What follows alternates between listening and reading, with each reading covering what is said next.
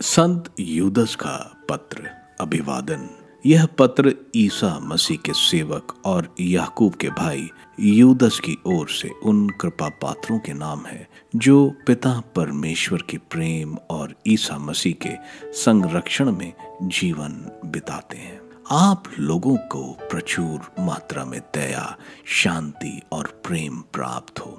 बहकाने वाले शिक्षक, प्रिय भाइयों, हम जिस मुक्ति के सहभागी हैं, मैं उसके विषय में आप लोगों को लिखना चाहता था, किंतु अब मुझे आवश्यक प्रतीत हुआ है कि इस पत्र द्वारा आप लोगों से यह अनुरोध करूं कि आप उस विश्वास की रक्षा के लिए संघर्ष करें जो सदा के लिए संतों को सौंपा गया, क्योंकि कुछ व्यक्ति आप लोगों के बीच चुपके से घुस आए हैं। इन विधर्मी लोगों की दंड आज्ञा प्राचीन काल से धर्म ग्रंथ में लिखी हुई है। ये हमारे ईश्वर की कृपा को विलासिता का बहाना बनाते और हमारे एकमात्र स्वामी एवं प्रभु ईसा मसीह को अस्वीकार करते हैं। यदि आप लोग यह सब अच्छी तरह जानते हैं, फिर भी मैं आपको याद दिलाना चाहता हूं कि प्रभु ने मिस्र देश से इजरायली प्रजा का उद्धार करने के बाद उन लोगों का विनाश किया जो विश्वास करने से इनकार करते थे, जिन स्वर्गदूतों ने अपनी मर्यादा का उल्लंघन किया और अपना निजी निवास स्थान छोड़ दिया।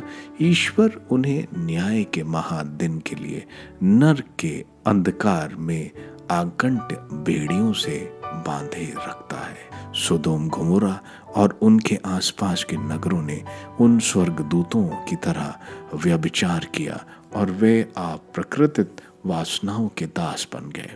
वे हमें चेतावनी देने के लिए आग के अनंत दंड भोग रहे हैं। फिर भी ये लोग अपने उन्माद में शरीर को अपवित्र करते, प्रभुत्व को तुच्छ समझते और स्वर्गीय तत्वों की निंदा करते हैं। किंतु जब महादूत मिखाएल शैतान से वाद विवाद कर रहे थे और मूसा के शव को लेकर उससे संघर्ष कर रहे थे, उन्हें शैतान को निंदात्मक शब्दों में दोषी ठहराने का साहस नहीं। उन्होंने इतना ही कहा, प्रभु तुझे दंडित करे, जबकि यह व्यक्ति उन बातों की निंदा करते हैं जिन्हें वे नहीं समझते, और यह विवेकहीन पशुओं की तरह जो बातें सहज समझते हैं, वह इनके विनाश का कारण बनती हैं। धिक्कार इन लोगों को, ये काइन के मार्ग पर चल रहे हैं। ये रुपये के लिए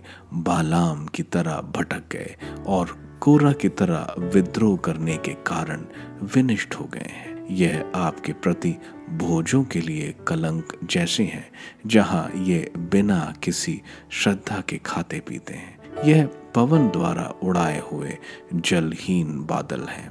ये ऐसे वृक्ष हैं जो समय पर जल नहीं देते, जो 2 बार मर चुके हैं और जड़ से उखाड़े गए हैं। ये समुद्र की उद्दाम लहरें हैं जो अपनी लज्जाजनक वासनाओं का फेन उछालती हैं। ये उल्काओं के सदृश हैं।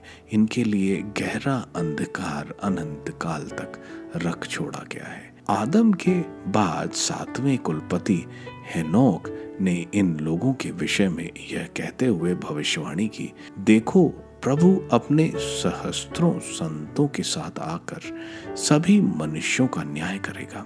विधर्मियों ने जितने कुकर्म किए और धर्मद्रोही पाप के विरुद्ध जितने दुर्वाचन बोले हैं, प्रभु उन सब बातों के लिए उन्हें दोषी ठहराएगा। ये वे लोग हैं जो भुनभुनाते और अपना भाग्य कोसते रहते हैं, अपनी दुर्वासनाओं के अनुसार आचरण करते, डींग मारते और लाभ के लिए खुशामद करते हैं। विश्वासियों को परामर्श। प्यारे भाइयों, आप लोग हमारे प्रभु ईसा मसीह के प्रेरितों की भविष्यवाणियां याद रखें।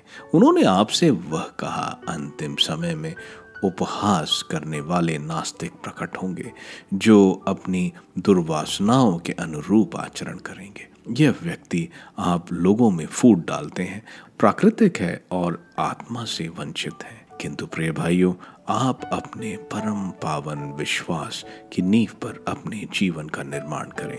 पवित्र आत्मा से प्रार्थना करते रहें, ईश्वर के प्रेम में सुदृढ़ बने रहें और उस दिन की प्रतीक्षा करें जब हमारे प्रभु ईसा मसीह की दया आपको अनंत जीवन प्रदान करेगी। कुछ लोगों का विश्वास दृढ़ नहीं है, उन पर दया करें और उन्हें आग से निकाल कर उनकी रक्षा करें।